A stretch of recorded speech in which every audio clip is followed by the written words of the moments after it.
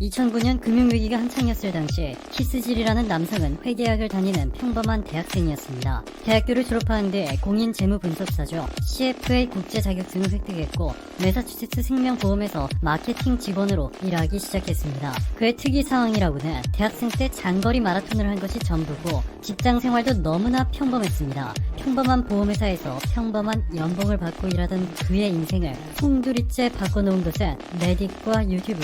1년에 1680억 뷰를 기록하고 있는 레딧과 20억 명이 넘는 사용자를 보유한 유튜브. 너무나도 파격적인 영향력을 가진 이 두 개의 소셜미디어가 평범한 보험 판매사원 질키스의 인생을 송두리째 바꿔놓았습니다. 9개월 전부터 유튜브 채널 로링키티를 통해 주식과 관련한 영상을 올리기 시작했습니다. 처음에 조회수는 대부분 수천에서 수만 뷰 수준으로 어느 정도 관심은 받았지만 눈에 띌 정도는 아니었습니다. 그런데 그가 자신이 가치 투자를 통해 투자하고 있다는 주식 게임스톱이 하늘을 뚫고 올라가자 전 세계인들은 그에 대해 주목하기 시작했습니다. 1월 초까지만 해도 1만원 후반에 거래되던 주식이 최근 들어 35만원을 돌파해 40만원에 향하고 있습니다. 미국에서는 주식이 한국처럼 플러스 마이너스 30%라는 상한가, 하한가 제도가 없기 때문에 하루 만에 무한대로 올라갈 수 있고 반대로 하루아침에 휴지 조각이 돼버릴 수도 있는데 게임스톱 주식은 하루 만에 100%가 넘게 오르며 전 세계 투자자들의 이목을 집중시켰습니다.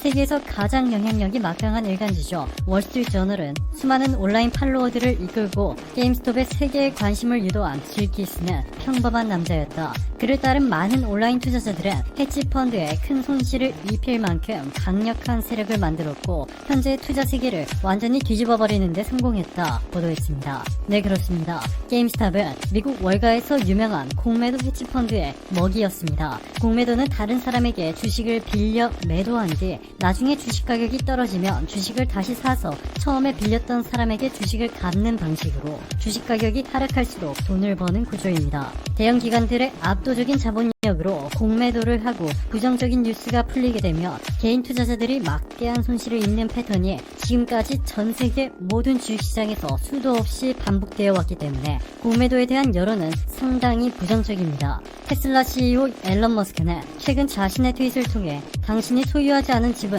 팔 수 없다. 당신이 소유하지 않은 자동차는 팔 수 없다. 그런데 당신은 소유하지도 않은 주식을 팔 수 있다. 공매도는 사기다. 이유가 명확할 때 공매도를 합법화해야 한다. 라며 공매도를 허용하고 있는 금융당국을 강력하게 비판했습니다. 미국의 온라인 커뮤니티에서도 시장의 악당인 공매도 세력을 박살내자 라는 글들이 쏟아져 나왔고 공매도를 하는 월스트리트 세력들과 전쟁에 돌입했다고 선포했습니다. 공매도 세력들이 먹잇감으로 삼는 기업의 주식을 대규모로 사들이는 집단 행동에 나서겠다는 것입니다. 공매도는 한국에서도 뜨거운 감자로 급부상하고 있습니다. 한국은 코로나19 팬데믹으로 증시가 포스처럼 추락하자 상황이 개선될 때까지 한시적으로 공매도를 금지해왔습니다. 그런데 공매도 재개 시점이 어느덧 한 달여 앞으로 다가오자 개미 투자자들의 거센 반발이 나오기 시작했습니다. 심지어 영원한 공매도 금지를 청원합니다. 지금 증시를 봐주세요. 공매도가 없다고 증시에 문제가 있나요? 라는 제목의 청와대 국민청원은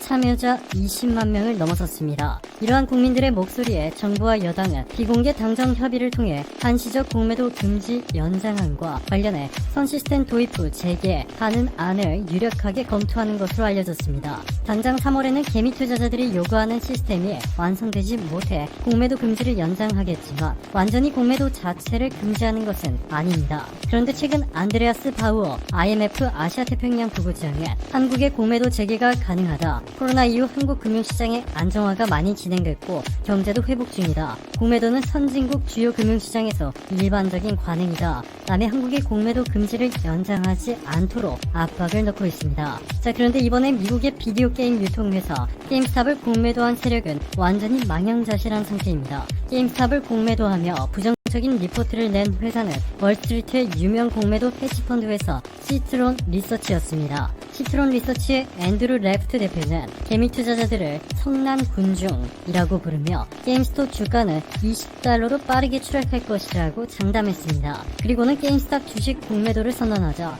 질키스와 월스트리트배츠 토론방을 중심으로 하나로 뭉친 개인 투자자들이 게임스톱 주식을 집중적으로 매수하기 시작했고 한 달 만에 1700% 폭등했습니다. 결국 공매도 세력 시트론 리서치는 막대한 손실을 입고 항복 선언을 했습니다. 시트론 리서치의 앤드루 레프트 대표는 20년 전 월가와 각종 사기로부터 개인 투자자들을 보호하려는 의도로 시트론을 시작했다. 우리는 기득권에 맞서기 위해 시트론을 시작했으나 실은 현재 우리가 기득권이 됐다. 그래서 오늘부터 시트론 리서치는 공매도 리포트를 더 이상 발간하지 않기로 했다. 대신 시트론 리서치는 투자자들을 위한 매수 기회를 추천하는데 초점을 맞출 것이다. 라며 시트론 리서치의 전매 특허인 공매도를 포기하겠다고 공식 선언했습니다.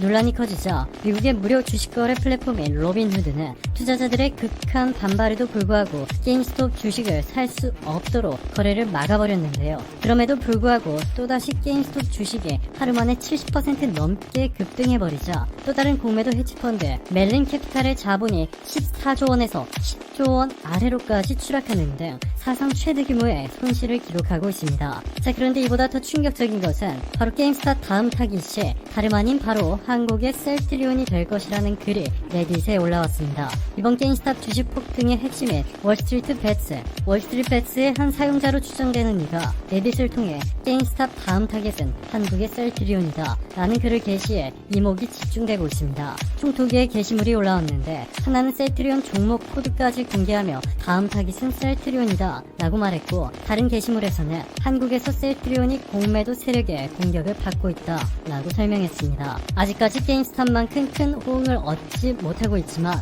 이번 게시글이 논란이 되고 있는 것은 실제로 셀트리온이 수년 전부터 공매도 세력의 공격을 집요하게 받아왔기 때문입니다. 지난 2013년 셀트리온의 서정진 회장은 긴급 기자회견을 열어 공매도 세력 때문에 회사와 소액 주주들에게 피해가 가고 있다. 회사 발전을 위해 내가 보유한 셀트리온 지분을 모두 다국적 제약회사에 매각하겠다 라는 폭탄 발표를 하는가 하며 전세계 주식시장에 공매도 제도가 있지만 한국에서는 정상적으로 운영되는지 감독, 감시하는 기능이 너무나 약하다. 불법 행위를 감시하는 시스템을 제대로 작동해달라 호소하기도 했습니다. 그리고 충격적이게도 지난 2020년 3월 코로나19로 공매도를 금지하기 직전 셀트리온의 공매도 잔액은 1조 9,900억 원이었는데 반면 2021년 1월 25일 공매도 잔액은 2조 1,100억 원을 돌파했습니다. 월스트리트배츠를 중심으로 한 미국 개미 투자자들을 등에 업고 셀트리온이 과연 제2의 게임스탑이 될 수 있을지 전 세계 투자자들의 귀추가 주목되고 있습니다.